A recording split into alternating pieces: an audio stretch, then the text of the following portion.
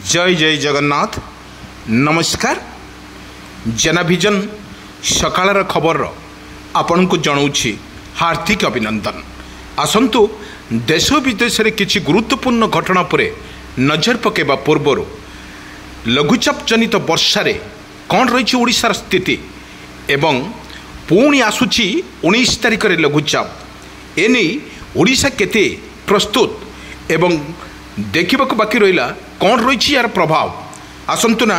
पूरा वीडियो पूरे नजर पके नवा। दर्शक बंधु पुणी आसुची एक लघुचाप ए लघुचाप रे 19 तारिख रे दाना बांधुची कि लघुचाप यही 19 तारिख को नहीं सरकार केते अछंती सजबाज एवं लोकमानंक पाखरे कौन रहिबो यार स्टेटस एवं पूरा वीडियो पूरे नजर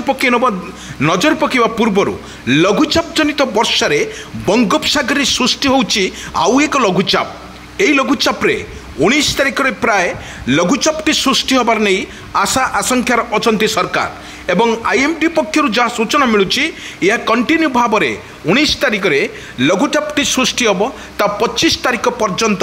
वर्षा संभावना आपको नहीं वर्तमान सतर्क सूचना जारी करिछि आंचलिक पाणीपाग विज्ञान केन्द्र। आमे कहि रखुछु किपरि भाव में यार स्टेटस रहिबो एवं किपरि भाव में ओडिशा रे एटा रहिबो पूरा पावरफुल रहिबो आपन को विजुअल माध्यम रे आमे देखिउछु किपरि भाव में यार रहिछि लघुचाप जनित वर्षा ए लघुचाप जनित वर्षा रे ओडिशा रे रहिबो यार रहिबो प्रभाव निश्चित भाव में कहवा उत्तर ओडिशा कथा कहतु दक्षिण ओडिशा कथा कहतु पूरा पूरी भाव में वर्तमान जारी रही लघुचाप जनित वर्षा ए लघुचाप जनित वर्षा रे आराम से देखा बाकी रहा किपरि भाव में यार रही स्टेटस रही आमे कही रखुचु सकाळर खबर रे आमे आपण को बारंबार कही रखुचु देखा बाकी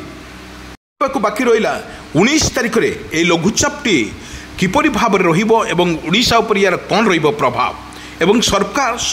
केते प्रस्तुत अछंती एवं एही मास भितरे 2 मास भितरे 4 ରୁ 5ଟି लघुचाप सृष्टि होता बेले लोकमानंक मध्यरे गोटे भय जात सृष्टि होइछि किंतु एठी देखा गले जो भली भाव में 19 तारिख रे लघुचाप सृष्टि होबाकू नै आमे जदि कहिबा 10, 11, 12, 13, 14, 15, 16 एवं 17, 18 तारिख रे आज जो 18 तारिख रे जो भली भाव में वर्षा लगी रही तुहा को तुहा वर्षा मध्य लगी रोथुवा फल रे ओडिशार हाल वर्तमान बेहाल परिस्थिति सृष्टि होइछि। गोटे पटरे कृषक भाई मानक पई एक खुशी खबर थिला बेले आउ गोटे पटरे मत्स्यजीवी मानक पई एक दुखद खबर थिला किंतु एई दुखद खबर रे कारण हेउछि सेमाने निज जो माछ मारी तांको परिवार को प्रतिपोषण करिबारे एवं किछि दिन हैला सरकार तरफ जो भली प्रचार और प्रसार करा जाउछि एवं बंगोपसागर रे जो सृष्टि होइतिबा लघुचाप एवं समुद्र रे जो उच्चा उच्चा लहरी आसुथुबा क्षेत्र रे मत्स्यजीवी मानको बारंबार बंद करुथुबा फल रे मत्स्यजीवी माने समुद्र को जीवा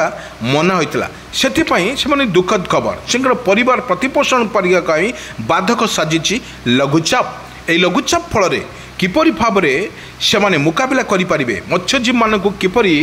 मुकाबिला करिपारिबे एवं सेमानक को किपरि